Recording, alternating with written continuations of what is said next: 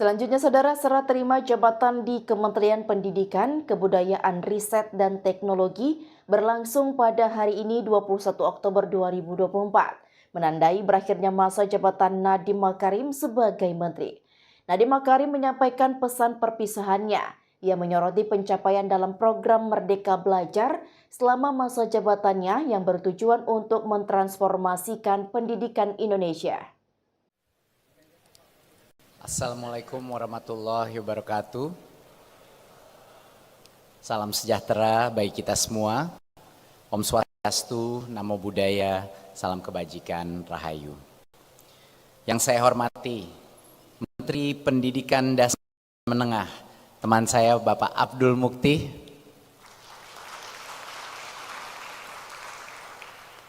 Menteri Pendidikan Tinggi, Sains dan Teknologi, juga teman lama saya Bapak Satrio Sumantri Brojonegoro, dan Menteri Kebudayaan kita Bapak Fadlizon, serta Ibu Bapak hadirin yang berbahagia. Puji syukur kepada Tuhan Yang Maha Esa atas segala nikmat dan karunia-Nya sehingga kita bisa berkumpul pada acara pisah sambut kali ini, yang menandai perpisahan dengan satu menteri dan penyambutan 3 menteri baru yang telah dilantik oleh Bapak Presiden Prabowo Subianto tadi pagi.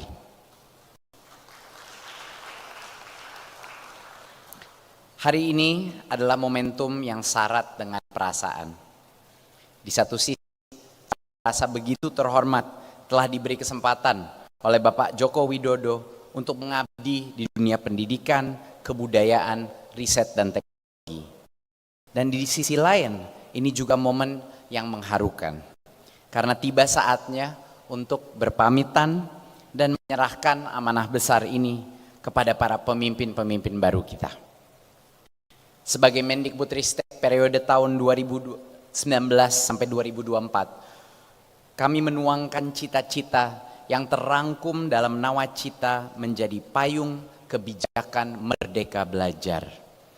Kebijakan ini berlandaskan prinsip-prinsip yang diwariskan oleh Bapak Pendidikan kita, Ki Hajar Dewantara, yaitu pendidikan yang berpusat kepada anak, yang memberi perhatian besar kepada penguatan karakter, yang menjunjung tinggi nilai-nilai kebinekaan, serta yang bertujuan untuk menciptakan lingkungan satuan pendidikan yang aman, yang nyaman, dan bebas dari segala bentuk kekerasan. Di bawah kebijakan Merdeka Belajar, kami memprioritaskan inklusivitas dalam akses dan kualitas pendidikan agar anak-anak dari keluarga yang tidak mampu punya kesempatan lebih besar mendapatkan layanan pendidikan sampai jenjang pendidikan tinggi. Adapun penggunaan teknologi untuk mengakselerasi capaian berbagai target pembangunan pendidikan sebagaimana tertuang dalam RPJMN 2020 sampai 2024. Kami terjemahkan lebih lanjut dalam rencana strategis Kemendikbudristek 2020-2024 dan rencana kerja tahunan selama 5 tahun terakhir. Untuk ranah pendidikan tinggi, riset, dan teknologi, Merdeka Belajar Kampus Merdeka telah mendekatkan dunia akademik, dunia industri, juga masyarakat, mendorong lahirnya berbagai inovasi yang berdampak dan mengakselerasi perwujudan kampus-kampus di Indonesia sebagai perguruan tinggi kelas dunia. Dan selama 5 tahun terakhir ini kami menguatkan ekosistem kebudayaan Indonesia dengan berlandaskan pada mandat Undang-Undang Pemajuan Kebudayaan, yaitu melestarikan, mengembangkan, dan memanfaatkan kebudayaan. Di antaranya adalah program abadi kebudayaan dan revitalisasi bahasa daerah yang melibatkan gotong royong seniman, pelaku budaya, pelestari bahasa, dan masyarakat luas dalam mengembangkan kekayaan pengetahuan Nusantara. Ibu dan Bapak yang saya hormati, 26 episode Merdeka Belajar yang lahir dalam jangka waktu 5 tahun adalah buah dari kerja keras yang luar biasa. Apalagi beberapa bulan setelah penugasan kami terjadi pandemi COVID-19. Sekolah dan semua sekolah dan kampus harus ditutup, museum dan sanggar seni berhenti beroperasi, Dan ditambah lagi perubahan drastis pada cara kita bersosialisasi. Di tengah masa-masa yang sulit, kami tetap bekerja, mengerahkan tenaga dan mencurahkan pikiran untuk mencari jalan terbaik agar memastikan pembelajaran tetap berlangsung dan para pekerja seni budaya tetap mendapatkan penghidupan. Dengan melibatkan berbagai pertimbangan dan mendengarkan masukan dari berbagai pihak, kami melakukan langkah cepat seperti menerapkan kurikulum darurat, memberikan bantuan kepada semua pelaku budaya, dan mengoptimalkan pemanfaatan teknologi. Untuk itu, pada kesempatan yang baik ini, saya ingin mengucapkan apresiasi setinggi-tingginya kepada Kementerian Kesehatan, Kementerian Agama, Kementerian Dalam Negeri, Bappenas, Kementerian Keuangan, BNPB, dan jajaran Kemendikbudristek. Pemda, kepala sekolah, guru-guru, dan tenaga pendidikan, serta orang tua yang telah bekerja keras dan bergotong royong bersama kami sehingga kita bisa pulih dari pandemi, bahkan mengatasi dan recover dari learning loss. Keberhasilan ini diakui oleh dunia internasional, di mana ditunjukkan saat kita menjadi tuan rumah forum internasional seperti G20 dan Gateway Study Visit 2024. Perjalanan Merdeka Belajar yang diwarnai dengan berbagai tantangan dan momentum pembelajaran, serta capaian dan kebermanfaatan telah kami tuangkan dalam memorandum akhir jabatan. Memorandum ini akan kami sampaikan kepada para menteri selanjutnya sebagai bahan pembelajaran dalam melanjutkan dan menguatkan perjalanan Merdeka Belajar ke depan. Kami sangat berharap kebijakan-kebijakan yang telah berjalan baik dan berdampak positif tetap bisa dilanjutkan pada pemerintahan yang selanjutnya.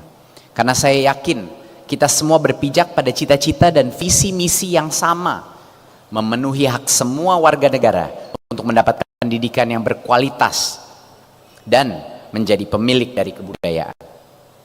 Dan hal tersebut dapat terwujud jika kita bisa terus berpegang teguh pada prinsip tata kelola pemerintahan yang akuntabel dan berintegritas. Untuk seluruh pegawai, pejabat eselon 1 dan 2, pimpinan perguruan tinggi, kepala UPT, kepala L2 Dikti, beserta seluruh jajaran, dari hati yang paling dalam, saya ucapkan terima kasih yang sebesar-besarnya atas kebersamaan yang sangat bermakna selama 5 tahun terakhir ini. Ibu dan Bapak dan rekan-rekan semua, bukan hanya menjadi kawan bagi saya, tapi juga menjadi mentor yang senantiasa membantu saya menjalankan nakhoda Merdeka Belajar. Tanpa dukungan ibu dan bapak semua, transformasi yang kita upayakan tidak akan bisa sampai pada titik ini.